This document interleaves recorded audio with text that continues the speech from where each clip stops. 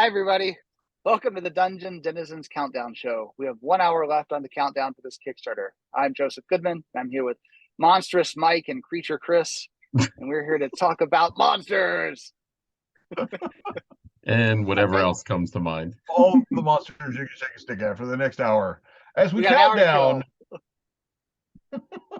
as we count down the last 59 minutes or whatever we are of the Dungeon Denizens Kickstarter, which feels like it began about I want to know ago.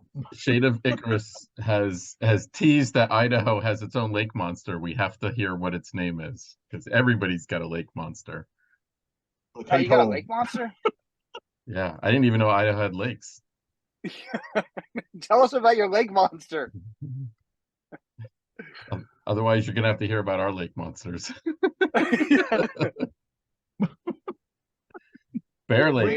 Jersey Lake monster? I know you have a devil. Yeah, we have a devil down in the Pine Barrens. I don't think we don't have a lake monster. Lake Champlain has one. I know. We share custody with one with Vermont. Yeah, share custody. I think like visitation rights or something. We don't mention that around what side of people though. What side of the lake it's on, you know.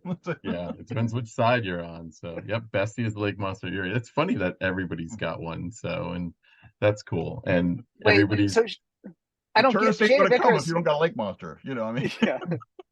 Why would they call it Bear Lake if it's got a monster? Doesn't Bear Lake have a bear? Like, shouldn't it be Monster Lake?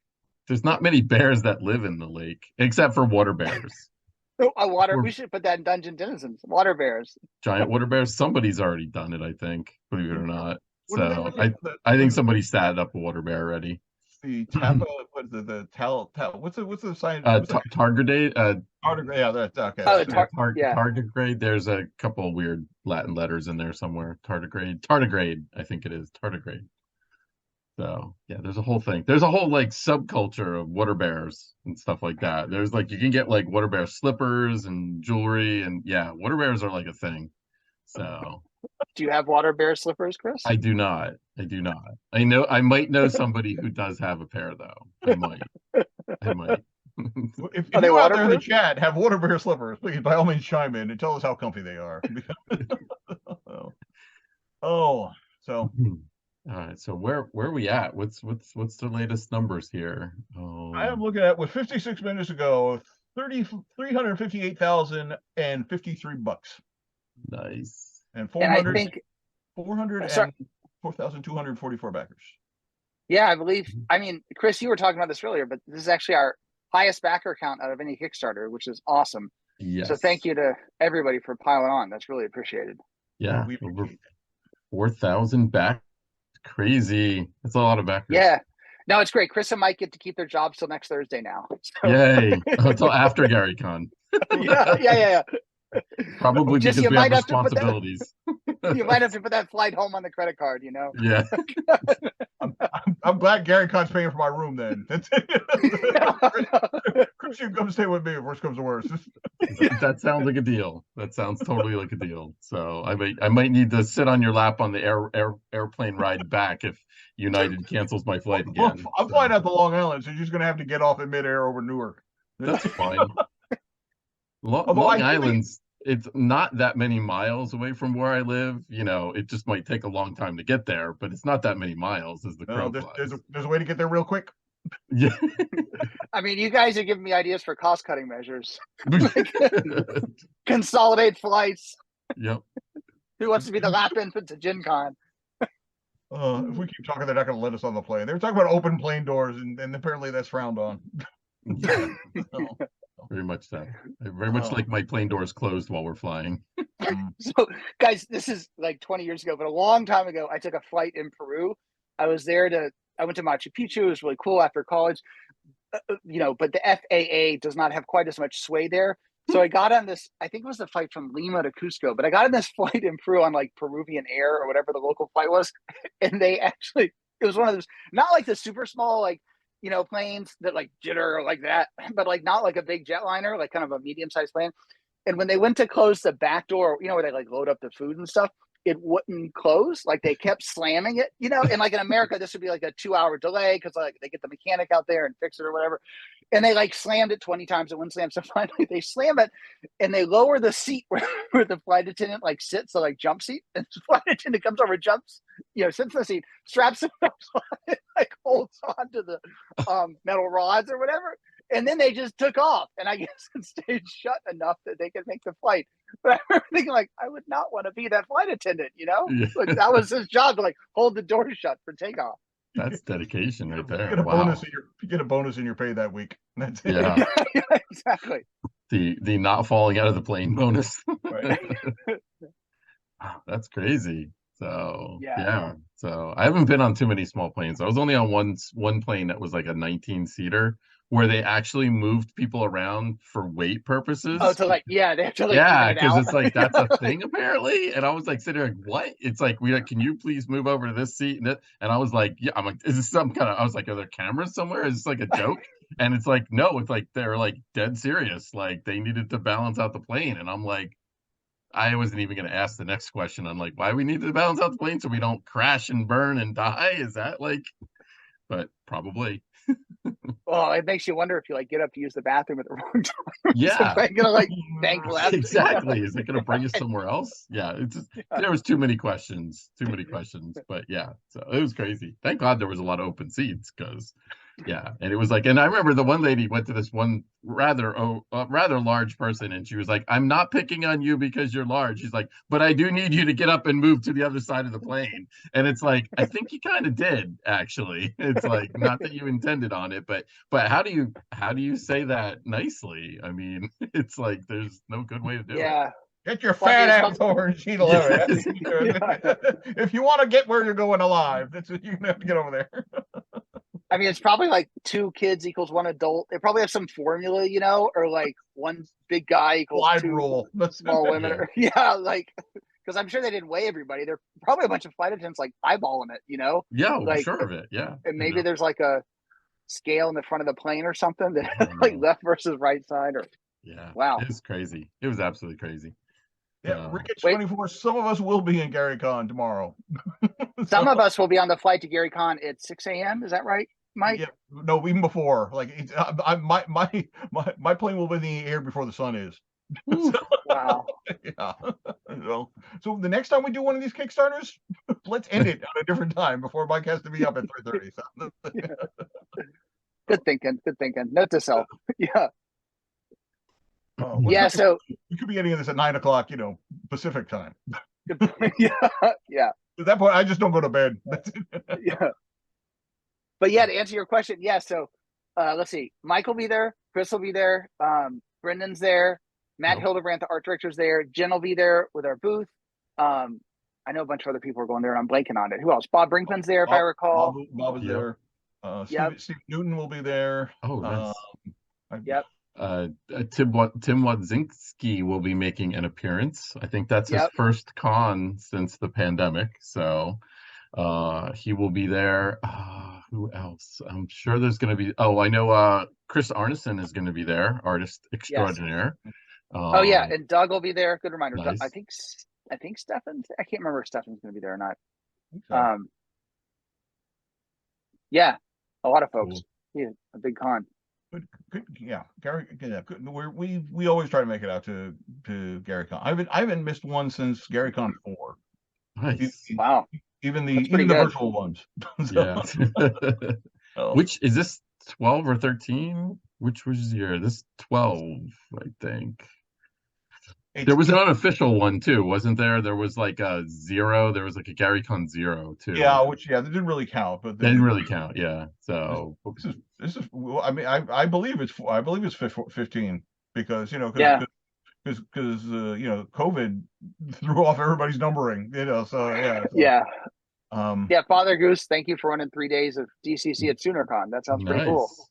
I'm not familiar with SoonerCon. I'm assuming it's in Oklahoma. Yeah. Cool. Thank you very much. That's amazing. Because we're gonna have a bunch of awesome DCC games at GaryCon. And there's a couple of seminars too, right, Mike? Or one seminar? One summoner at least. I know I'm doing one. I know you. Okay. You got something else in the mix too. So at least 2. Yeah. So so we got that. Oh, so he threw a link up to this to soonercon.com. So. But all right. Well, if the T-shirts say it's 15, then I'm T-shirts. Okay. Yeah. That's probably wow. 15. That seems crazy. Wait. So my claim to fame is. Do you guys remember Lake Geneva Con before Gary Con that Troll Lord ran? I think 3 of them or something like that. No. Do not remember I those went at to all. 1 or 2 of those long ago. It was like 3 or 4 of those, and then they had, I think, that Gary Con 0. Then they had like the real Gary Cons, and I missed Gary Con 1, but I made it to Gary Con 2, and then like a bunch after that. Then I had kids and more kids, and it affects things. Yeah. Kids and con attendants tend to be an inverse can get out relationship. Yeah. Cool. Hey, so since we're talking monsters, and first of all, checking on the Kickstarter, but 42, 43 backers. Thank you everybody for supporting it. And Chris and Mike and I are modeling our awesome Dungeons and Denizens t-shirts, in case anybody, it's an add-on. So somebody in the comments point out a little quirk of Kickstarter. If you pledge for the PDF, you can't actually add on. The way Kickstarter works, if you pledge for PDF, you can't add on physical goods. So we'll make these available later on in the backer kit as well for those of you who, tried to get it and Kickstarter foiled you. Yes. But yeah, thanks everybody for adding on and grabbing the exclusives where you can and stuff like that. It's awesome. Yeah, we really, really appreciate it. Like I said, we're so excited about the number of backers and the fact that this is the second highest funded campaign. We're off to a great start here for a new year, and there will be the rules and submission guides and everything will be coming for the backer designed monsters after the con. So we'll get a post up a couple of days after, and then there'll be official dates in there and everything when we'll actually send out the guidelines and when the official submission period will be. So all that information is coming. We're all set and ready to go. We're locked and loaded. We're all ready. So if we don't make it back from GaryCon, we can just keep moving forward without a hitch. Actually, so while we're talking monsters on that very broad theme, I brought some things to discuss. First of all, has anybody else read this book? I just finished it. Stupid Zoom. Yeah. Empire of Monsters. No, cool. What is that about? Anybody in the chat read this? It's about, so I read books every now and then about like publishing, since the whole publisher thing. It's about James Warren. So you guys remember Creepy and Vampirella? Actually, you know what? On the back they had that classic Vampirella door post. Anyway, well, never mind. On the back they have the classic Vampirella poster. Anyway, yeah. So Warren Publishing is the guy who did Creepy, Eerie, Vampirella. He basically published and Famous Monsters of Philman, which was like his best-selling, magazine, I guess. Mike, do you remember these? I feel like you were a fan of some of these. Yeah, he had in the Warren Expedition, right? That was his big claim. No. He was. Yeah, no. I know him tangentially because of Eerie and Creepy and Vampirella and everything, and he was the big target of the what became like the comics code and all the rest of that, because they were like, obviously if you do stuff like that, you're contributing to the delinquency of minors. So yeah, I mean, look how I ended up. We're all a bunch of delinquents. Look at these shirts. So, no, but yeah, exactly. He sidestepped the whole thing by doing black and white magazine format that technically was outside the scope of the comics code. But anyway, on that monster theme, he basically published monster themed magazines and comics, and it was really cool stuff. And if you're into like biographies of publishing and stuff, it's actually it's basically a biography of the guy, but it's a really well written book. James Warren, Empire of Monsters. Yeah, James Warren, Empire Monsters. It's pretty cool. That's my monster talk for the day. Oh, okay. Cool. That was awesome. Yeah. Bug Professor wanted to know if we can give a preview of the monster submission guidelines. Are we allowed to do that or no? No, we're not. Okay. So well, maybe we can just talk through, like, basically come up with a cool monster, and that'll So that's really it. I mean, a cool concept. We're gonna need a couple of paragraphs of lore, kind of like you would typically have, and then the statistics. Everything will be in those guidelines as far as the formatting and all that kind of stuff. So that'll all be in there. There's going to be an example in there so you can see how to do it. There is a pretty specific format that you do need to follow as far as like a title page and all the information that we need from you. There's only one submission per backer. And then We're gonna get all of them in after the submit, and the window to submit is gonna be pretty tight. So it's not gonna be like months and months. And then we're gonna get them in, and then we're gonna get through them as quickly as we can. It really depends on how many hundreds come in and how quickly we can kind of process through them, everything. But we anticipate it's gonna probably at least take a couple of weeks to get through all of them, and probably longer. Right, and Bug Professor, yes, you can submit the monster as either DCC or for Yep. 5e, and if it is accepted, we what you don't have to submit them in both. You just have to submit them Yep. whichever one you're comfortable with, Yes. and we'll handle all the conversions on our end ultimately if it gets picked. So Yep, whichever one that you are most fluent in is the one that you should go with. The system that you're most comfortable in, go for it. And send us, and obviously you might have 12 or 20 awesome ideas. Send us your best one, your very, very best one. Don't hold back. So because I mean we anticipate it's going to be really, really difficult picking only 20 out of this huge pile, and it's going to be exciting. I mean, to kind of go through all that and just to see all the awesome ideas from people. It's just amazing. I mean, just during this Kickstarter, folks have come up with some great ideas that have been kicking around in the comments and everything. So it's a great creative exercise to do, and it's just going to make the book better. So we're really excited about it. Yeah, and sorry, go ahead, Mike. No, I was just going to say, and they should be creations of your own. Don't send us stats for the Xenomorph from Alien, because we can't publish that. So don't use anything that's already established intellectual property we don't own the rights to. Yeah, but Great Water point. Bear might still be available. So I mean, let's Google that. Just check, just to be sure. I'm doing it right now. Water Bear 5e. So, and in terms of formatting, folks, there will be formatting guidelines. But basically they'll be very similar to our published work. So if you pick up a 5e book that we have or a DCC book that we have and follow that formatting to start with, and then when we publish the actual guidelines, pay attention to them. It actually is more important than some people might think to follow those guidelines. There are often, let's say we get 500 submissions. There might be 100 of similar quality. They're fantastic ideas, but if we have to choose between those, we will pick those that require the least amount of editing and developing and processing. So those who can follow the editorial guidelines and submission guidelines, it makes our lives a lot easier. But we're not going to pick you if you submit a terrible monster idea with great formatting, you won't get selected.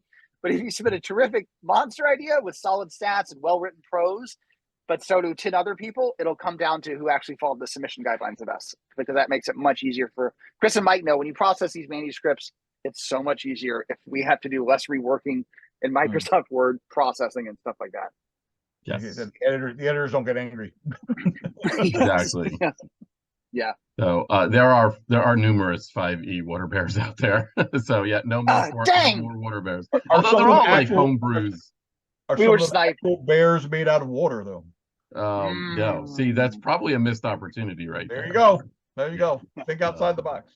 Yes. We could always use more elementals. Wait, so Ricketts24 asks, yes, if you're a backer of the project at $30 or more level, which is basically PDF level or above, you can submit a monster. Somewhere in the main Kickstarter page is like a graphic describing this. SpongeBob Seabear. But yes, Ricketts, you can submit. And then the other question that came up was Phoenix Guard. So it's best to add add-ons before the Kickstarter closes, like in the next 40 minutes or whatever. Mostly because when we place I'm going to order the book from the printer, and when we order all the stuff, I'll be like, okay, we got 4,000 backers. Let's order 4,100 books. I always order a little extra because, the post office loses a shipment, or the post office destroys a shipment, or somebody moves and their package gets lost or whatever. So you need like a little bit of buffer. So we'll place the manufacturing orders based on the Kickstarter backers.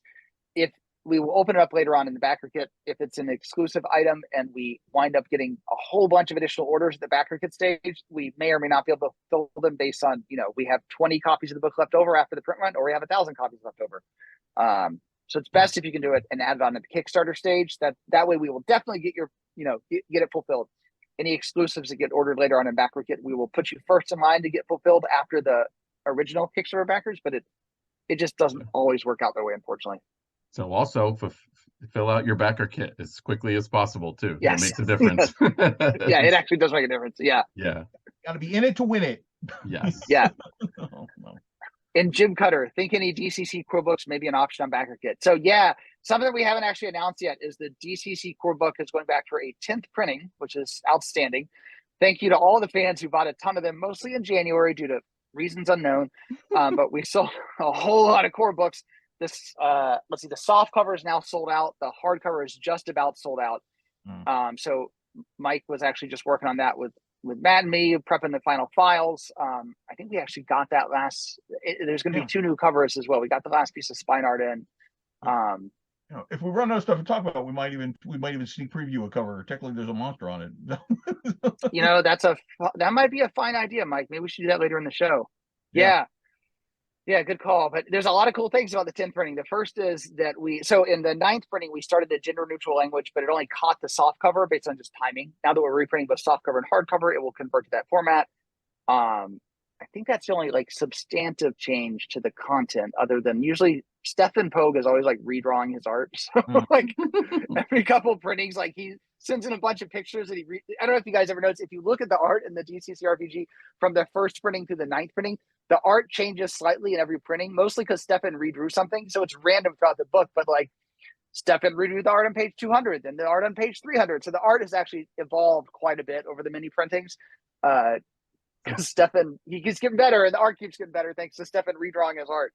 So it's a living document. Yeah, exactly. Yeah. So yeah, Jim Cutter.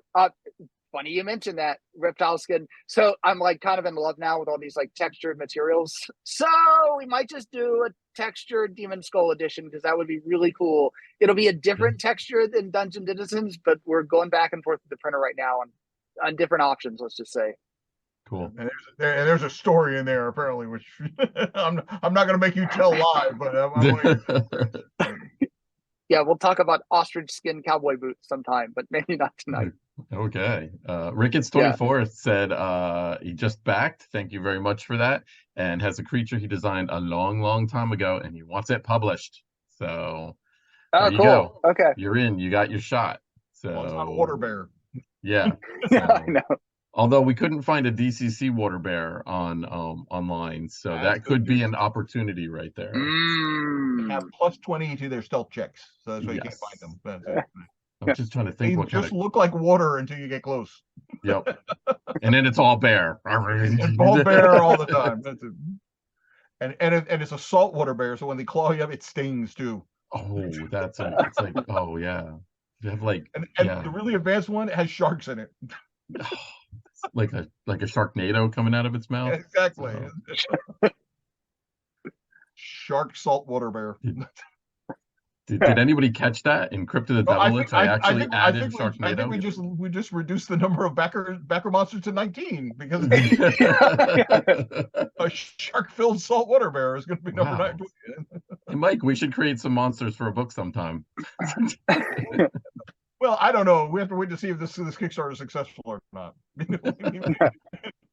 Everybody, we might have 300,000 people back out at the last minute. Hold the bag.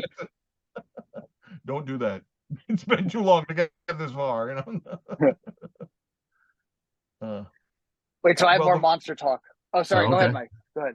No, we just got more money, so apparently they're not backing out. So that's good. Thank you very much. Okay. Yeah. Wait, so I basically I have this like huge to read pile, which we all probably do, and I can never quite get through it all because there's so many good books in the world. And also, I mostly read stuff that was published like before I was ever born because I got this thing about old fiction. But anyway, so I brought 2 cool books to show you guys, which are both in my to read list. You guys, anybody else a fan of Centipede Press, which is awesome? Doggone this. There we go. This is their what do they call it? The Library of Weird Fiction, their Bram Stoker edition. So it's like the collective works of Bram Stoker, which I'm like, totally looking forward to reading. I haven't even broken the shrink wrap, but on the monster theme. And this is the other one they did recently, which is this apparently is the first draft of Dracula, which was called The Powers of Darkness. And it was like a lost version of the book that somehow I'm going off the top of my head. They like rediscovered the manuscript somewhere. Mike, do you remember the story? Yes, I know. So basically what happened is a publishing company, I think it was actually a newspaper in Iceland, decided that they were going to translate Dracula into Icelandic. And they hired somebody to do the translation, and basically the translator decided he was going to change stuff. So it's basically like Dracula fan fiction, And it's like nobody noticed it for the longest time because it was just available in like a limited print run in Iceland. And then somebody was doing like research on Bram Stoker and found it. And they were like, "What the heck is this?" So Wow. I didn't know it was fan fiction. I thought I got like a real story by Bram Stoker. Well, I mean, technically, he wrote, the spine of it, like. I have that. I don't have the Set to Be Pressed book, but I do have that book. But because I heard about it, and it's one of those on my list eventually to read. But yeah, I heard this. It's like this is the most ridiculous thing I've ever heard. That's like really funny. It's like if somebody was hired to like translate Lord of the Rings, it's like, you know what, this needs more giant robots. I mean. Well, all right. So now I'm slightly less excited about reading this edition. Maybe I'll start with it. Okay, that's pretty funny. But yeah, they're on my to read pile. Once I get through some other stuff, they're coming to the top, and it should be pretty cool. Very good, classic monster fiction. Cool. Yeah, and yeah, Shade of Icarus. I agree. Centipede Press is not cheap, but I just can't resist some of it. I don't buy all their stuff. I get like one every 6 months or something. But they have that whole Length Bar series they've been doing. They've done a bunch of Michael Moorcock books. Like it's hard to resist some of that stuff. My cat shredded my second Lankbar. What? Yeah, because it had the it has the ribbon paper, the ribbon bookmark. Oh no! The cat saw that and just so like the dust check is all like torn up in the base of the corner, and the I was like, well, maybe I can see. And of course, this was like 3 years after they published that book, so it's like so the print run, of course, like a new copy would be like $500 on the second hand. So I said, I guess I'm living with this one. So, man, you still have that cat, or did you donate it? Yeah, I mean, he's still around. Man, I mean, I have kids, and they've done stuff like that. Actually, you guys want to hear a crazy story? So I live in a semi-rural area. This is only very loosely related to anything we've talked about, but it kind of involves raccoons, which are kind of like monsters. But I have a dog, and my dog woke up in the middle of the night, and there's a doggy door. Last like 2 weeks ago, like freaking out at like 3 a.m. and like went tearing into the kitchen, barking like crazy. And so I went into the kitchen, like putting my glasses on, half awake, and 2 raccoons had come in through the doggy door and were like raiding my kitchen. And so they ripped open. They ate the apparently their cereal choice is Cocoa Crisps, whatever, some like chocolate kid cereal we had. They like ripped that open. We're eating that. And then they ate all my dogs like dog treats, like the greenies and the, chews. Like they had ripped open all that stuff and were like feasting. And then my dog like chased them out. And then what's crazy is I went to the window and saw one of them leave, and it was like kind of freaked out. And then the other one apparently was behind me the whole time, and then just like plodded through the dog door, like walked in front of me. The dog door is like sort of adjacent to me as I'm looking out the back door. And like 30 seconds later, just walks casually through the dog door right beside me. So he was like behind me or near me the whole time, finishing his meal, and then just like eventually left. He's like, I'm not leaving. I got stuff to do here. Yeah, exactly. Oh wow, it was nuts. Did you get your wallet? I know. So, they came back like 2 weeks later. So we locked the doggy door for a while, but then like you got to take your dog out in the middle of the night. And then my dog actually did his business in the house once, and I stepped in it. So I was like, man, which of these is worse? So I decided to start leaving the doggy door open again. Then they raided again. And then one of my friends was like, which is where I was like, which is worse, the doggy going in the house or raccoons? And they're like, well, what's worse is the raccoons get to your house and then they do their business in the house. So like, I think maybe I need to start locking the door. I actually had that problem some years ago. They were getting in through a cat door that I had, and oh really? Yeah, so because like I like one morning I got up and the water dish was all dirty, and and then like by the cat there was literally a raccoon print, like they left evidence. So what I did is I left the light on in the room that the cat door was in, and they didn't want to come into the brightly lit room, so they stopped coming in. That's how I stopped it. So that's actually a great idea. Maybe I'll just leave all the kitchen lights on like full blast from now on or something like that. Yeah. So this is, I don't know if you can see this, but stupid Zoom. Well, there's there they are. Oh, sorry. I got no. Yeah, if you can see the like raccoon steering me down on the back porch, but yeah, that's actually a great idea, Mike. I'll just start leaving on like all the kitchen lights, the back porch light, like. I mean, you don't have to leave it on forever, but eventually they'll be like, okay, the kitchen's closed, they can't come there anymore. They'll find somewhere else to go. So yeah. I like the comment about cocaine raccoon. Yeah, smackoon. Yeah, Yeah, there's quite a bit of raccoon discussion going on in the chat now. So yeah.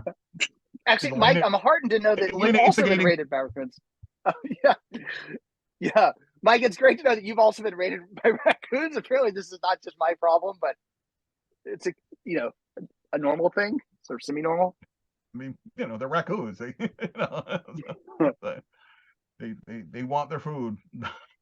Yeah. And if you got a way for them to get it, they will. So, all right, we're under 30 minutes.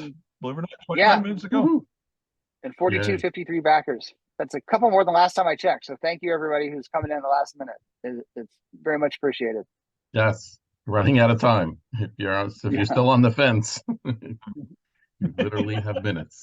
If you want to make sure you get stuff on the backer kit, you want to make sure that you're on now, so we can order extra T-shirts or raccoon spray or whatever. Raccoons. Okay, so speaking of raccoons, I brought an action figure. Can anybody in the chat identify this action figure? Put it really close. Yeah. I feel like I'm doing a Joey Royale move here. Anybody know this guy? Possums. Well, possums rated these guys. I still say it looks like a cat with lipstick. I mean, especially at this angle, it does kind of. It does. There you go. Mike, with some eyeliner too. Yeah, I know. Yes. Red, green. Green. Okay, we're still on raccoons here. No. Father Goose 83, backer number 1. That's some dedication. He was there when we launched on the very first show. And Father Goose, what's funny is, so I noticed this. Maybe this happens all the time. I never noticed it. The first 10 backers all backed at the $1 level. Like it looked like everybody just backed immediately at $1 just to make it fast, and then went back and adjusted their pledges. Is that that sounds like that's a thing? I think it is a thing. Yeah. Yeah. Yeah, dude, Bug Professor. I love Super 7. Somebody else picked up on that in the Kickstarter. They have one of their retail stores.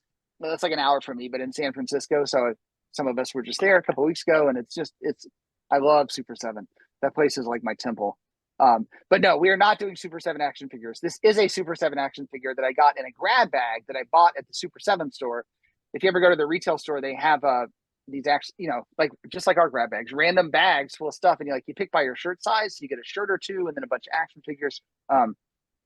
But the reason I'm holding up this exciting action figure is because I am willing to let this go and raffle it off to one backer, because it's a Wolfman, which is very loosely raccoon themed. I mean, monster themed, even though he has lipstick on. What is a Wolfman but just a monstrous raccoon wearing a red on a vest? I mean, you know what? This could be a raccoon. Maybe he's just albino or something, or glow in the dark. Maybe he is a raccoon man. What was the Micronaut who glowed in the dark? Oh yeah. They just made so I read a story that apparently they ran out of the plastic supply they needed and just subbed in different plastic suppliers, which is why that same basic cosmic dude was available in so many colors. It was not quite as strategic. But you mean that basic yes, the basic Micronaut guy? That sounds right. Okay. Yeah, I think you're right. Because he was in all these different colors. Does the Super 7 one glow in the dark? Yeah, so according to the internet, I didn't actually try this, but according to the internet, he glows in the dark. So let's raffle this incredible prize off to one lucky viewer. How does that sound? Time tracer. One lucky backer, I should say. Time tracer. Time spell checker. Time typo. All right. Time typo. Wait, so Chris, you brought your dice, right? I do have dice. Okay. So as of right now, we have. Oh, go ahead, Mike. 4,500 sided die. Yeah.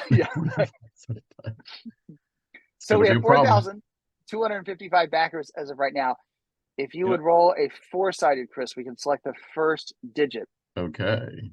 We knew we were doing this with what we could have set up the downward facing cam. Oh yeah, we totally should have done that. Yeah. It's okay. You're just gonna have to trust me on this one, people. So there's the die. The die is rolling. We have a 1. All right. A 1. All right. Someone between 1,000 and 999 is going to get a glow in the dark Wolfman.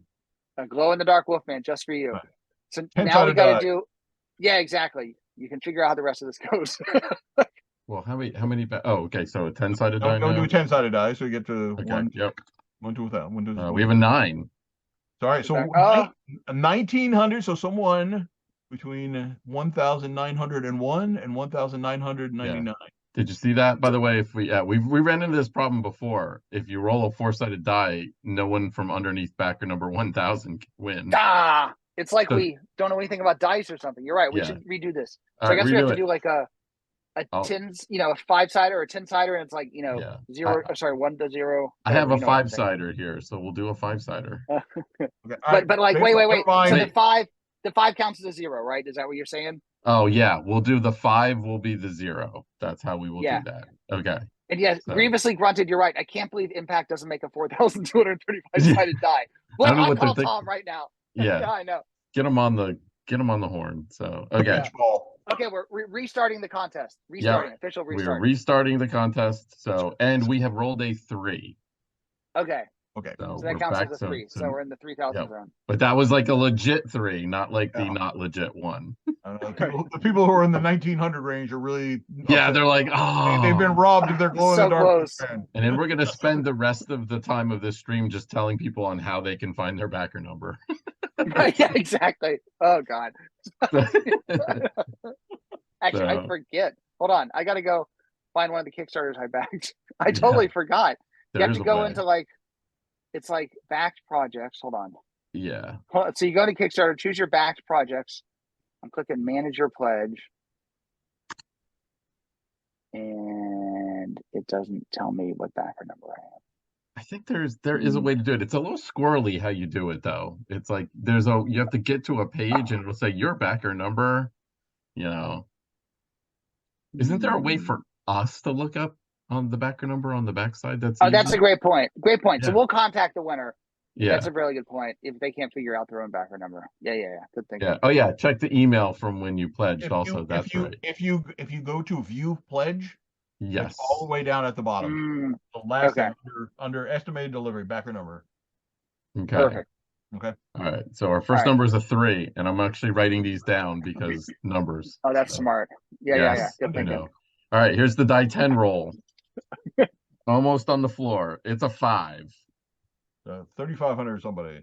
3,500. Can you guys hear the dice rolling on my desk or no? So yeah. I guess we gotta be super quiet. Well, if you're just tuning in now, this is the amazing contest to win a glow in the dark raccoon man. So okay. All right, everybody quiet. We gotta listen to the dice. A 0. Oh, I didn't hear it. I follow another show which they broadcast stuff through Zoom, and they have demonstrated that Zoom noise canceling does an exceptional job of filtering out dice rolling. Oh wow! Yeah, that's interesting. Doesn't cancel out anything else. They were doing the same thing. They were trying to determine a winner by rolling dice. Actually, they were trying to determine a winner by rolling Dungeon Crawl Classic dice because I had sent them to it because they needed to generate funky numbers, and nobody was hearing the dice roll. They could not believe it. They're like, "Are you messing with me?" It's like, "No, we can't hear anything." So, yeah. Right, and the last roll. So we have 3,500 and 0. And the last one is a 5. So 3,505. 3,505. I think I can look that up. Hold on, let me check. Actually, in the range. so it's legit. Yep. And backer number 3,505. If you canceled your pledge, now's the time to renew it real quick. Yeah. Okay. It's too high. It's too high to be wait. Jim's catch. Yeah. No, 3,505 actually canceled their pledge. This is really funny. 3,504 exists and 3,506 exists, but 3,505. So should we roll? So let's roll a die 12, and if we roll high, it'll be 3,506. If we roll low, it'll be 3,504. We can start anew. We could, but that's that sounds fine to me. Yeah, I remember certain online cons where we had issues with that. What are the odds we're going to roll 2 dice with people who cancel their pledges? Yeah. Especially out of like 4,000 possibilities, we got like. It's your call. It's your call. How many more minutes we got? We can milk this all we want. Many more minutes. We can milk this. We have many more minutes. We do. We have 20 minutes. So all right. No, All no, right. let's just. I like your I like your system, like even odd Okay. or whatever, high low. Like I just want to we'll use go the die either. 12 because they don't get any love ever. So No, you're right. they really Isn't don't. that isn't that Battle Axe a die 12? Am I remembering right? It is. Yeah. Great X is die 12. Yeah. Great X. They've Yeah. made some inroads on them, but die 12s are for the most part they're kind of ignored. If you So play a warrior in DCC, you roll those at every level. yeah. Well, that's a good thing. Hit points. So Yeah. None of this D10 hit point stuff. So okay. So here's my die 12 roll, and it is a 3. So that'll be 3504 will be the winner. Okay. So I suppose it's probably like I was gonna say I suppose it's probably like a privacy violation if I announce this stuff, but I'm pretty sure I know this guy. I'm pretty sure I know him from. I think he actually competed and maybe won some of our tournaments. Hold on. I feel like I know him from Raccoon Reader 04? Is that? Yeah, I know. No, hold on. Let me look this up on the website. I'm gonna check some of the tournament photos. What year was that? It was one of the years we had the big belts. I think it was like 2019, maybe. No, that was even before. 2019 was Greatest Thieves of Lankmar, so it had to be. Try 2017. Was that the big belts? Okay. Try it. I think so. Okay. So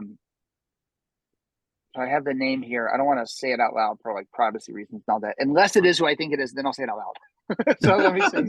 Then all bets are off. Yeah.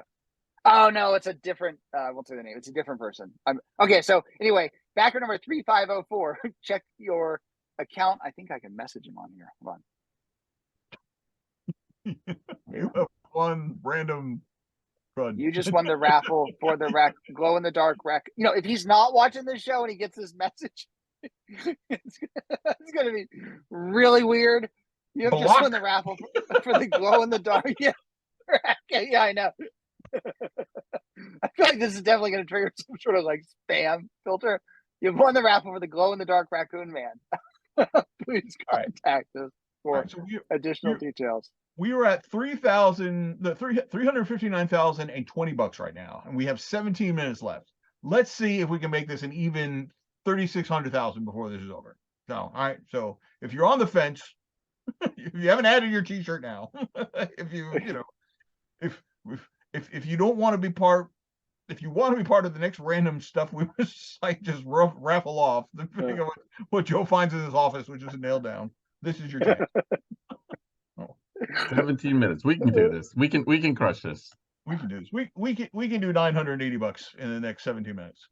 I have faith. I have faith in you weirdos. That's it. You want monsters.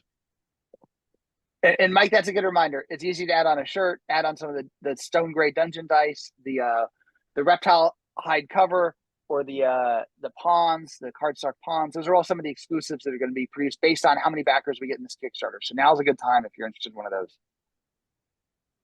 How do we add if we've already pledged?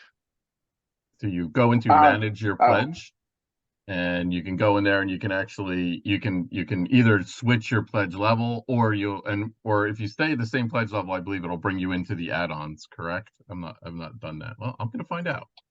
I believe so. I think so. That sounds right. Just to add money, because a lot of things are just like you add extra funds, and then you figure out where those funds go after the backer stuff. So. Yeah, if you hit change your pledge and then just keep the same pledge. Well, somebody figured it out.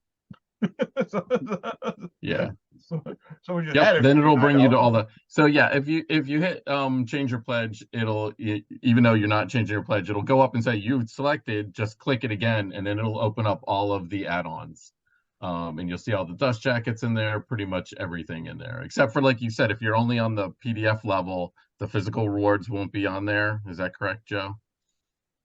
Exactly. The way Kickstarter works, they won't let you add those on. Yeah. There we go. Yeah. There we go. We're now to 359,212. Oh, we got this. We're just a little bit north of 700 bucks more we need in order to break that last thing. So. Okay, wait. So hold on. I got to go back to the chat. There's new Masters of the Universe figures. Hide and Geek. Wait, are these from Super 7 or what? Oh God, Hide and Geek. What Pandora's box have you opened? I've been really resisting the urge to buy the new D&D figures from Super 7. Or the ones they pre-announced. You can play with mine.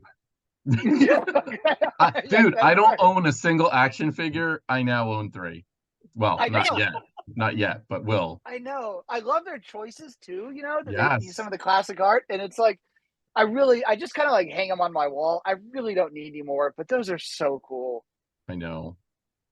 I think I own one, and it's hanging from the whiteboard of doom. I forgot about this one. So long it's dusty. but you can't go wrong without a classic alien for the that's pretty cool. Classic Yeah.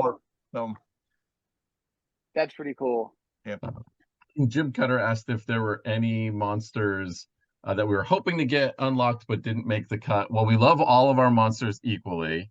I mean, without a doubt. But don't worry, these monsters will find their way into a book somewhere, somehow, some way. We'll just leave it at that. So they'll be out there. They'll get their day to shine. All of them. Okay, I'm totally off topic, but this Masters of the Universe stuff is pretty cool. I'm trying. The purpose of this Twitch show is not to make me spend more money, but man, hey, you should be spending money on our Kickstarter, not on that. Master of the Universe figures. You're doing a service, Joe. We've lost them, so we could make any announcement right now. Oh. No, I didn't. I never had time to finish it, but this guy I know at the comic store was telling me about the new Masters of the Universe series. It was, what was it? He said it was a really good animated series. I feel like was Kevin Smith involved? Was it? It might have been. No, or was it? Or no? Was it? Was it Patton Oswalt?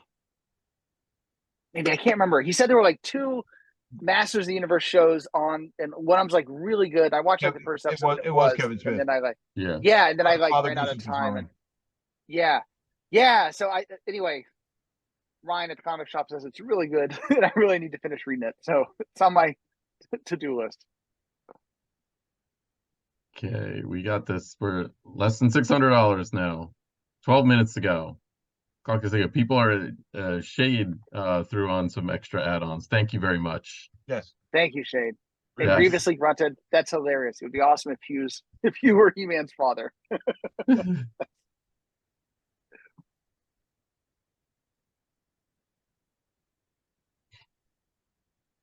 Oh, Father Goose, thanks for throwing in some zines to raffle off. That's awesome. Yeah, if we hit the 360, we can raffle off some of those zines. That'd be great. All right. Oh, hey, so that worked. Well, we're just 294 bucks away from it. So nice. Yep. I have high hopes of the next 12 minutes. We're gonna crack. Oh yeah, we will. Yeah. $60,000. 11 minutes to go. We're almost to the 10-minute mark. I feel like we should have a countdown. This is the part where I don't want to stir anything up, but if we hit $360,000, can we add one more monster to the pot? Okay, fine. Oh, you get more monsters, people. You get more monsters. What are then the next one have been? Hold on, I gotta check. You sound like my kids. Come on, Dad, just one more minute. Just one more. Just one more monster. Just one more. I mean, maybe actually, you know what? Maybe the backers or the people chatting here should tell us which monster they want added. Oh, that's a good one. That's 20-ish or whatever it is. Hold on, I got to go down to that section of the page. Scrolling down. Yeah, because there's a lot of. I mean, people really love that consuming coin. I think you do. Who designed that one? No, David did. One of our editors designed it. Yeah, because he jumped in on the thread. But when that one came up, people were like talking a lot. And I personally think the Libractus is super cool. Probably I just like the sort of thematic element, and the Scorpio Pede's awesome. Yeah, Bronze Reaper's pretty cool. The Libractus, though, you can get that in Crypt of the Double Lich, so a version of it. So consuming coin would be sweet. 10 minutes and less than $200. I think the ploy to add one more monster is having an effect. So yeah. So. And Marzio Harley jumps out of the cake for many reasons, independent of this number. And as soon as he does, he breaks something. Usually one of his limbs. I was gonna say one of his limbs. You have to specify what he breaks. It's generally one of his body parts.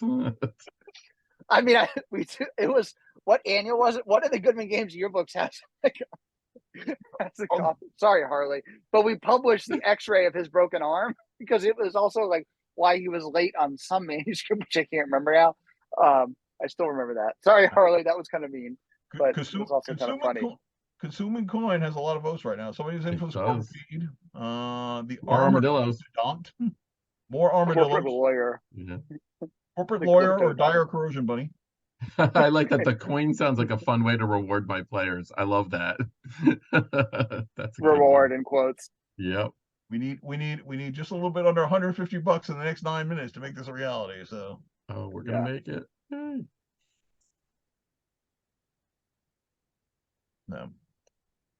Oh, we're so close. I think he's done.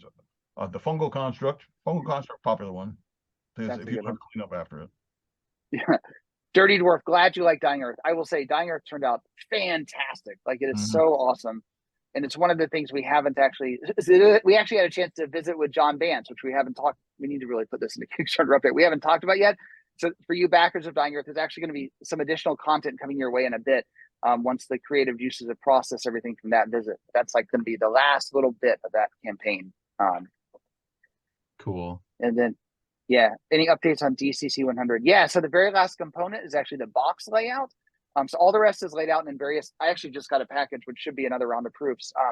And then long story short, once all the stuff inside the box is finalized, then the printer can like measure the box. And so we now have the box measurements, and that's the last little bit of layout to do. And then once that's approved, it'll be off to production. Just make sure we can fit everything in the box, because like Mar, we just managed to get everything in there, Now, like 15 or 20 years ago, one of the stories I heard when I started this industry was about a company that manufactured something and then manufactured the box, and they tried to save money by doing it at different companies, and they got their measurements off by like 1/8 of an inch, so the box was too small for the books. I remember hearing the story early on. It was like, never gonna do that. Like, note to self, one of those like hard-coded lessons that you hear, That's awesome. All right, wait. So we have like 8 minutes left. Mike, I feel like I want to circle back to your comment from a while ago. Maybe we do show one of the covers to the DCC 10th printing, just to like, I don't know, reward everybody who's been through this whole campaign with us and is still watching. What do you think? I think it's a great idea. Okay. So Elena, if you can bring it up, well, we're going to show you guys, Errol Otis actually did a cover for us for the next printing of DCC RPG. So we're going to bring up, I know it's pretty cool. We're going to bring up that cover. And then Doug did the spine, and then the back cover is also by Doug. It's a slightly different back cover than what you've seen before. But yeah, so this is going to be available, in a month or two. Once we get everything worked out with the printer, we'll put it up for pre-order. And this will be an alternate cover on the DCC 10th printing. One technical note, you'll see the logos are basically kind of dark. There's going to be foil applied there, which is why the logos don't look special. But once the foil is applied, there'll be kind of a purplish foil that'll look really cool. It's going to be awesome. Is it going to be $17 of awesome? There it is. Yeah, I know. Yeah. With 6 minutes left to go. We blew past it. There we go. Yeah, sorry. Awesome. We're over. Yes. On my side, apparently. So, yep. So That's awesome. $84 north, so we owe people a monster. So all right. Chris, maybe we could do a poll. 10 more monsters at 360,000. We could do a poll. Yeah, we could do a poll and send it out tomorrow if you want. Of all the. If you got, I know you're like flying to GaryCon, but if you got no, actually, I'm not flying till Thursday, so right, I'm in the office tomorrow. So.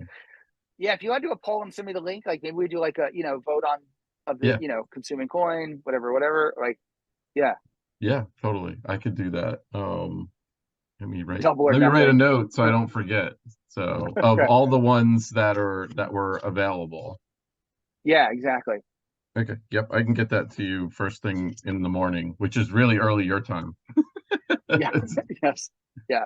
So yeah, and you can post that, and then it'll be open, and then I'll close it whenever you tell me to close it. Well, I would say just leave it open for like a day.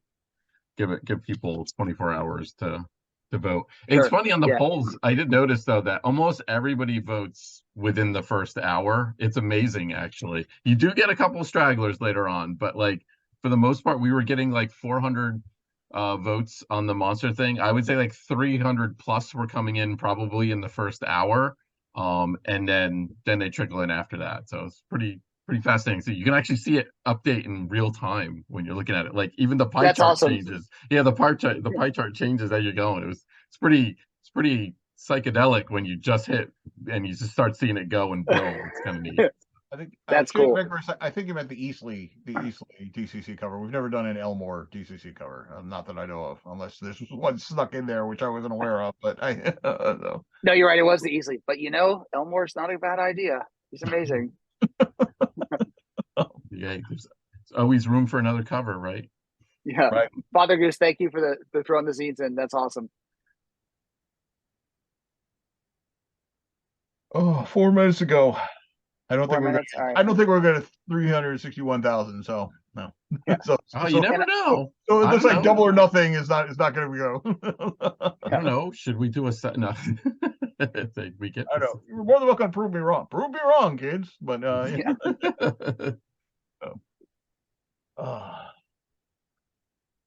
And I think Kickstarter actually does like a countdown by the second in the final. Like They we can all do. do the countdown together in like the Well, I know. final. Yeah. eBay does anyway. Yes, I'm pretty sure Kickstarter does also, though. I think it's the last minute, I think, or last 2 The last minute. Yeah. So my 4-year-old is very proud that he can count, and so it was very cute when he was counting to 30 or 40. But recently at daycare, he decided to count to I think 600 or something, and it took him like hours. And it's cute for like the first 5 minutes, and you're like, oh my god, he just kept going. And then the preschool teachers are like, let's not encourage him to count anymore. got that part down. There's been an inquiry in the chat of what's the next big project. Good question. So X-Crawl Classics should be the next one to launch. We've been, Mike and Brendan and I have been trading ideas and so on. I think you guys know we did the beta rules, I think a year and a half, 2 years ago. And Brendan's made a ton of improvements and upgrades and, edits and changes. So we're going to re-release the beta rules, like, same basic content, but the latest version of the rules. And there's Mike, is it 6 adventures that are all written and in various stages of cover art being completed? Yeah, there actually, I think there's going to be 7 all total, because there's going to be a 0 level and up through 5th, I believe, and then there is going to be what we're calling Dooms to Go right now, which is going to be a collection of various challenges to add to your X-Crawl your X-Crawl dungeon. So yeah. And then who knows what we ended up on stretch goals or whatever, So yeah, and then to answer the other question in the chat, coming in various levels of after that, depending on when other things get done, the Purple Planet will be reprinted as a hardcover, similar to what we did with Chain Coffin. So that'll come to crowdfunding platform. And then OAR 8 will be Caverns of Thracia, as previously announced.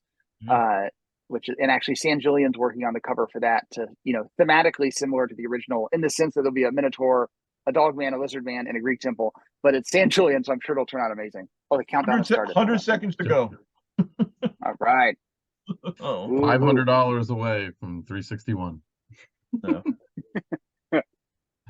Did we promise anything at 361? I can't remember. I think we should. Kickstarter, not eBay. So if you're trying to snipe, it's not going to work.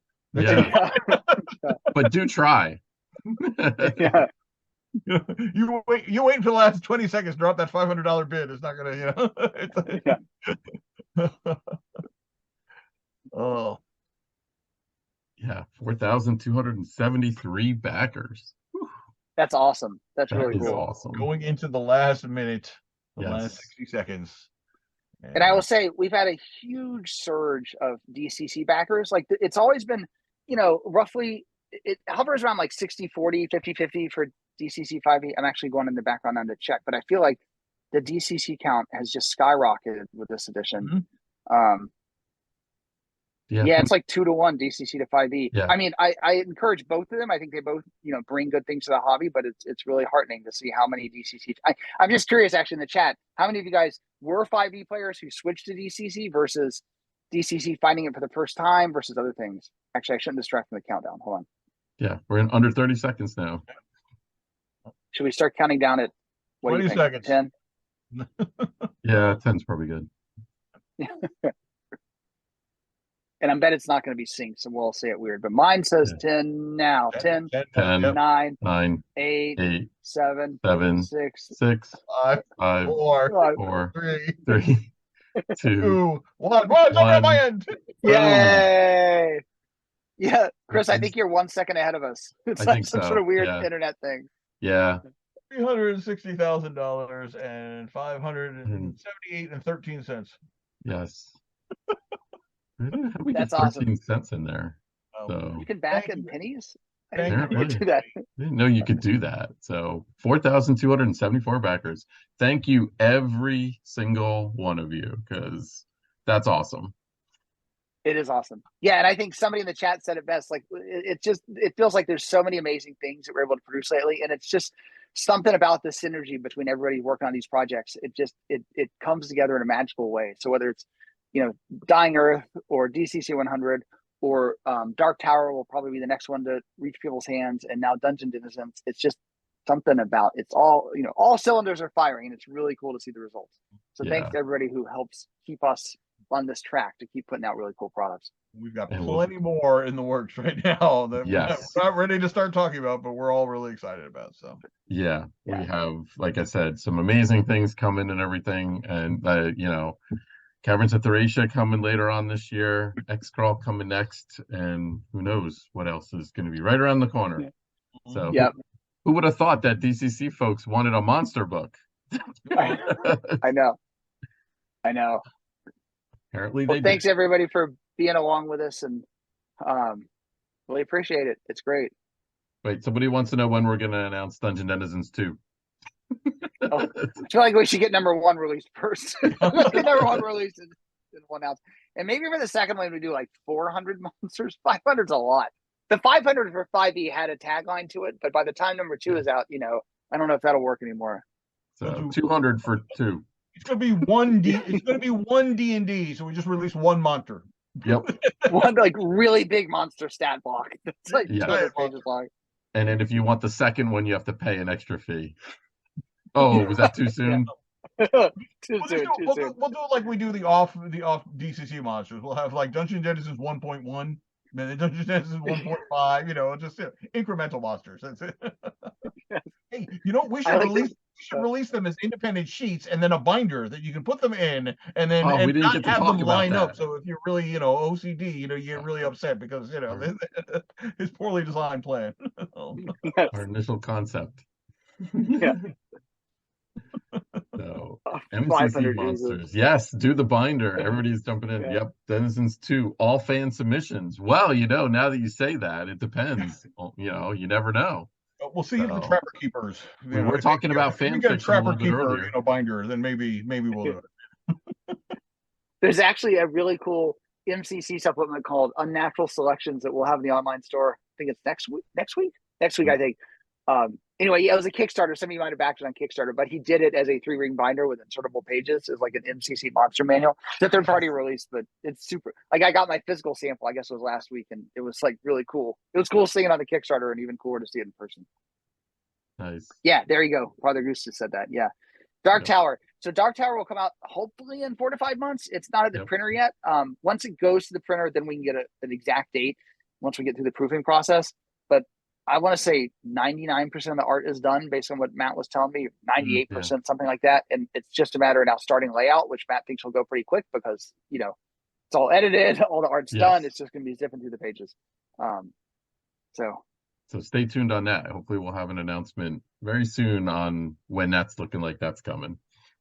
Yeah. Oh, and if you don't know about it, I think we'll put in a plug now for War of the Cyclops Con. So Oh yeah. Good reminder. I've got my events in, and that is May 5th and 6th, I believe, off the top of my head. Does that sound about right? Yes. Yeah. Yep, that sounds right. Yeah. So if you've never done a Cyclops Con, they are amazingly fun. You can do it from the comfort of your own home. You can wear your fuzzy water bear slippers, and you don't have to dress up or anything. And you can play with the Goodman Games crowd and the road crew and a whole bunch of people. And we anticipate a lot of people. This is going to be their first War of the Cyclops Con. So if you've never done it before, now's the year to jump in, and we'll have a little Saturday social hour. It's always fun hanging out and stuff. So so clear your weekend, May 5th and 6th. And if you want to run something, events are open. Event submissions are open, and you can go to the Goodman Games website and find a link to tabletop events, or you can just go to tabletop events and go, where's Cyclops.com? Where do I shoot my events? And we'll get some release. That reminds me, we got to design a T-shirt for that one. My favorite Cyclops Con T-shirt, I think, is the first one we did that said "I stayed home for the first Cyclops Con." Remember? Yeah. And like, Yeah. was it April 2020 when all the chaos was happening? Yep. Yeah, I feel like we need to do another version of that. 3 years ago, man. So time Wow. time just cranks on by. So yeah, it was like 3 years ago now. We were all trying to figure out online conventions. Yeah, that's right. Wow. Yeah. I mean, for this one, so anyway, so much change. I'm trying to, now it's like striking this balance of how do you make it a really cool con, knowing that people can also now go outside and talk to real humans, but I think some things anyway, we still want to do a raffle, still want to do the social hour to Mike's point, still want to have the T-shirts, still want to have lots of fun games. Like there's some things we should totally keep, Yeah. Cool. All right. Cool. Well, thank you, everybody. Thanks Some for of us have tuning to be in. up really early to get on a plane. So, let's let Mike get Let's talk about that, Mike. Yeah, no, for sure. Thank you, Mike. Have fun. You go on without me, bud. Yeah. I gotcha. No, okay, cool. Thank you, everybody. Thanks to all the backers, all the supporters. It's awesome that you guys make all this possible. We couldn't do any of this without, obviously, people buying the books, and it's great that you guys do that. I feel like we're on a roll, and I can't wait to see what the rest of this year produces. Yes, and if you guys are at GaryCon, come track us down. Yeah, for sure. Cool. All right. Good night, everybody. Thanks. Everybody. Good night.